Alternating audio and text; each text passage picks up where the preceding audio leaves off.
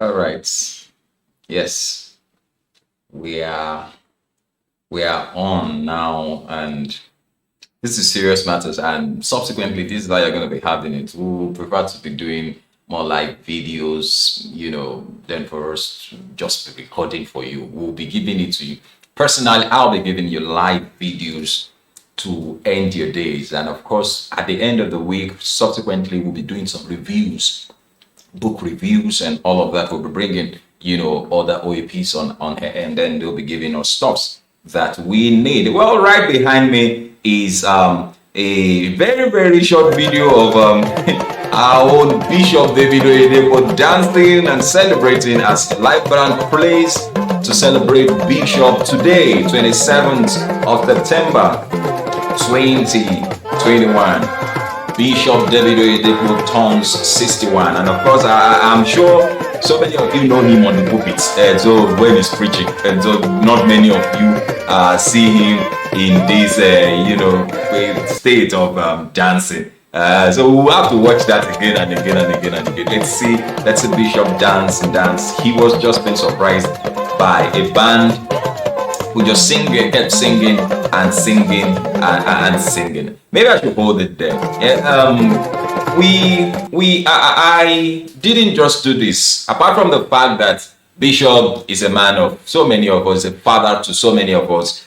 We celebrate great people here at ONIF TV, and of course, personally, Papa has impacted my life, and of course, I can say wholeheartedly that he is a great man. Now, people don't want others to know their age. You wonder when you say, how old are you now? The person just say, I am +1 today. I'm like, what's wrong with you? Why is it that you don't want people to know your name? Now, one thing I have noticed, one thing I have discovered is that when you become great, people follow you up. Your age is is known by everybody. Everybody knows your age. Everybody knows your age. Everybody. So it's not an issue of hiding, how old you are and what have you. No. It's not about that. Let's see Bishop dance again. Let him dance again. Before we say one or two things, before I do that, I would like to share a few things about him, his biography, so that for those of you who don't know him, I'm not going to be surprised if some of you don't even know the full meaning of in his name. When you say David Oyedepo, some of you just know him as Bishop, some of you just know him as Papa, but of course, I'll be telling you everything, when I'll be sharing his biography with you. Just watch his dance steps a few more times.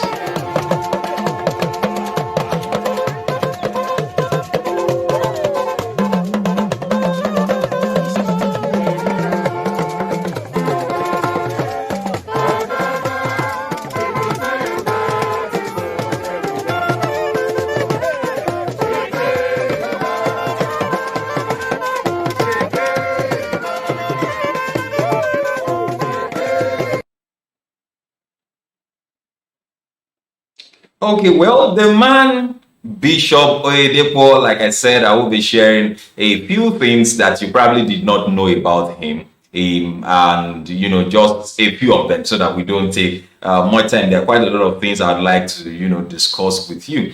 His early life, looking at his early life, on the 27th of September 1954, David OLANIYI. So the O that you have been seeing as an initial in between his name stands for OLANIYI.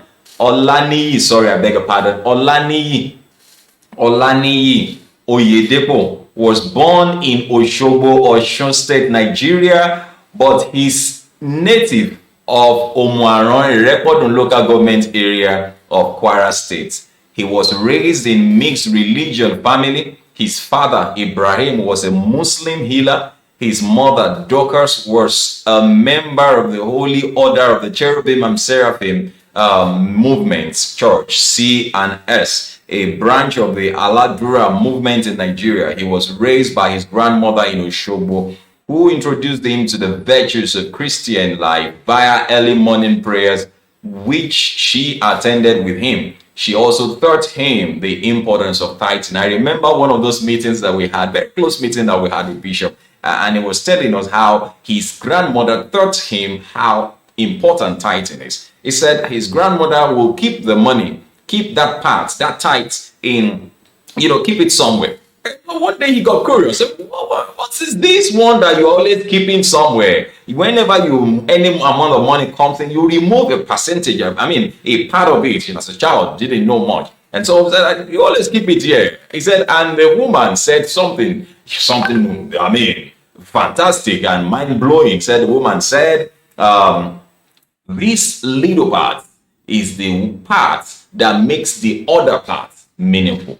And so the little parts that I'm keeping is the part that makes the others meaningful. That's a lesson for somebody. And so tithing is not supposed to be a burden to you.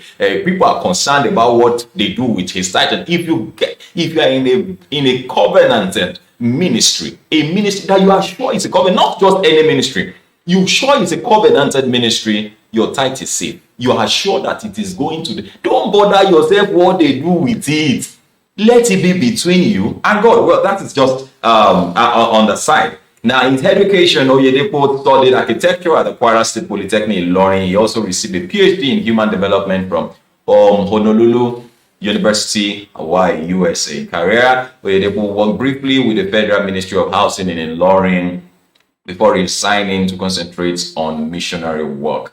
Ministry, Oyedepo was born again in 1969 through the influence of his teacher, Betty Lasher, who took an interest in him during his high school days. According to him, he received a mandate from God through an 18-hour vision in May 1981 to liberate the world from all oppression of the devil through the preaching of the word of faith. This is the inaugural vision that led to the founding of the Living Faith Church Worldwide. That's the LFC Worldwide. First called Liberation Faith Our Ministry in 1981. 2 years later, on September 17, 1983, Pastor Enoch Adejare, the General Overseer of the Redeemed Christian Church of God, ordained David and his wife, Florence Abiola Akono, known as Faith Abiola Oyedepo, to become pastors and officially commissioned the new church. 5 years later, Oyedepo was ordained as bishop. Living Faith Church, aka Winners Chapel International, started in Kaduna but moved to Lagos, the former capital of Nigeria, in July 1989 to start a new branch of the church after Oyedepo claimed to have received instruction from God to reach out to people of Lagos. Well, it's that vision that even if people then did not believe, at least now they will believe. Oyedepo is the wealthiest preacher in Nigeria with a net worth of $150 million. I'm sure Baba will report that and say, you didn't check very well. As he usually says. Well, the church owns 4 private jets and several buildings, including London and the US. Oyedepo is an author and publisher who has written over 70 titles apart from periodicals. He is the chairman publisher of Dominion Publishing House, DPH, a publishing arm of the ministry. DPH has over 4 million prints in circulation to date. Through Oyedepo, Covenant University, Faith Academy, and Kingdom Heritage Model Schools have been established to equip the youth for global impact. And the construction of a 3rd university named Crown University is already underway, located in Calabar, Cross River, Nigeria. In 1998, Oyedepo claimed he was instructed by God to build a new base for the commission to accommodate the increasing number of worshippers. And they resulted in Oyedepo's church acquisition of the initial 530 acres, 2.1 kilometer square facility known as Kenaland, which serves as the headquarters. It is the home of the 50,000 seat capacity auditorium, the Faith Tabernacle. This was a feat also recorded by the Guinness Book of Record. That's just a pinch. That's just a pinch of what this great man has been able to achieve in just 67 years so far. In just 67 years. Construction was completed within 12 months. Reports also claim that this building was built debt-free. This 50-seater capacity edifice was dedicated on September 18, 1999 under the administration of former President Olusegun Obasanjo. Canaan land is in Ota, Ogun State, and is the 5,000-acre, 20-kilometer square estate and campus that houses the 50,000-seat auditorium, the church secretariat, the church youth chapel, a primary school called Kingdom Heritage Model School, a full boarding mission secondary school called Faith Academy with over 1,500 students, and the Covenant University facility, which accommodates over 7,000 students, fully resident in ultra-modern hostel facilities with fully equipped faculty buildings and numerous staff housing facilities. Canaan campus also has for-profit establishment operated by the church, such as bakery, a bottled water processing plant, a petrol station, various restaurants and shopping stores, several residential houses that provide for the over 2,000 church employees, and guest houses.